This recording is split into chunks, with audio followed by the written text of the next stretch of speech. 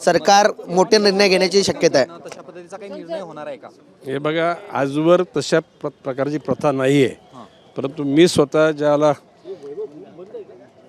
बिबट्यांनी ज्या लोकांचे जीव घेतले त्यांच्या कुटुंबामध्ये गेलो मी, त्यावेळेला तिथली परिस्थिती बघितली की कर्ता पुरुष गेल्यानंतर घर एक प्रकारचं निराधार होतं. तर मी स्वतः असा निर्णय घेतलेला आहे की जर का त्या कुटुंबामध्ये जर 18 वर्ष ओलांडलेला जर तरुण असेल तर लगेच फॉरेस्टच्या नोकरीमध्ये त्याला ठेवावं आणि कालांतराने राज्य शासनाच्या नियमानुसार त्यांना मान्यता देऊन त्यांना परमनंट पण करावं. अशा प्रकारचा प्रस्ताव मी राज्य शासनाकडे पाठवणार आहे आणि मला त्याच्यात यश मिळेल असा माझा विश्वास आहे. नाही, घोषणाची गरज नाही. आता तुम्ही बोललात, अडवलात म्हणून मी तुम्हाला माझे मत सांगितलं. सारखे पर्यावरण तज्ञ म्हणतात की नसबंदी वगैरे करून बिबट्यांची काही फरक पडणार नाही. ज्या प्रमाणामध्ये त्यांची वाढ झाली किंवा संख्येत वाढ झालेली आहे ते पाहता या बिबट्यांना मारणं हेच जास्त उचित ठरेल, कारण इकोसिस्टीम ते बिघडवतात ज्या पद्धतीने. हे बघा, बिबट्या हे शेड्यूल 1 मधलं प्राणी आहे. आता बाब असे की वनातले हिंसक पशूपेक्षा हे उसातले हिंसक पशू झालेत, म्हणून त्याचं शेड्यूल 1 मधून 2 मध्ये आणण्याकरता आम्ही प्रस्ताव पाठवलेला आहे. म्हणजे त्याच्यामध्ये ते मारणं वगैरे जो प्रकार आहे त्याला थोडीशी म्हणजे शिथिलता येईल. आता हिंसा असलेल्या वाघाला किंवा बिबट्याला मारावं, आक्रमक असलेला, हे नियमात नसताना सुद्धा मी बोललेलो आहे. आता त्यावेळेला म्हणजे कायद्याच्या कक्षेतून वन्यजीवाचं रक्षण करणाऱ्या लोकांना ते थोडंसं अदरवाईज वाटेल, परंतु ज्याला लोकांच्या जीवावर जर बेतत असेल तर त्या ठिकाणी यंत्रणेने बघत बसावं अशी माझी इच्छा नाही आहे. कधीपर्यंत प्रस्ताव तुम्ही ठेवणार आहात आणि कॅबिनेट बैठकीमध्ये कधी मंजुरी मिळेल? कशाविषयीचा प्रस्ताव?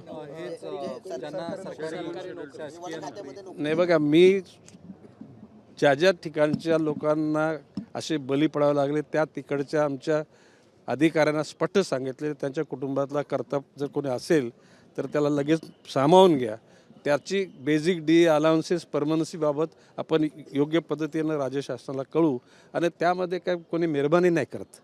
हा एक प्रकारचा तो म्हणजे आपल्या कर्तव्याचाच भाग आहे आणि मी असा प्रस्ताव पाठवलेला तर शासनामध्ये तर नाकारला जाईल असा माझा विश्वास आहे. केंद्र सरकारला काही याच्या बाबतीत पत्रव्यवहार किंवा काही प्रस्ताव पाठवला कशाबाबत? बिबट्यांच्या बाबतीत? नाही, बिबट्या बाबतीत फार म्हणजे उच्चस्तरीय त्या ठिकाणी चौकशी केली गेलेली आहे आणि ही बिबट्यांचे आणि वाघांचे हल्ले ही राज्याची आपत्ती म्हणून त्या ठिकाणी घोषित करण्यात आलेलं आहे आणि त्या अनुषंगानं ज्या आपत्ती आल्यानंतर ज्या उपाययोजना केल्या जातील किंवा त्यांना मदत केली जाईल तशाच प्रकारची मदत या घटकांना केली जाईल.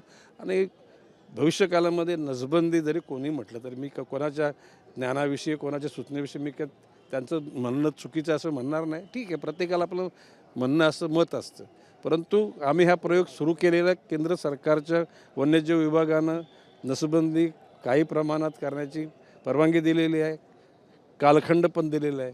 त्याच्यामध्ये निश्चितपणे R&Dच्या माध्यमातून त्याच्यावर योग्य निर्णय घेतला जाईल. काही बिबटे अन्य राज्यामध्ये पाठवले जातील, अन्य देशामध्ये पाठवले जातील, परंतु केंद्र सरकारची परवानगी घेतल्यानंतरच.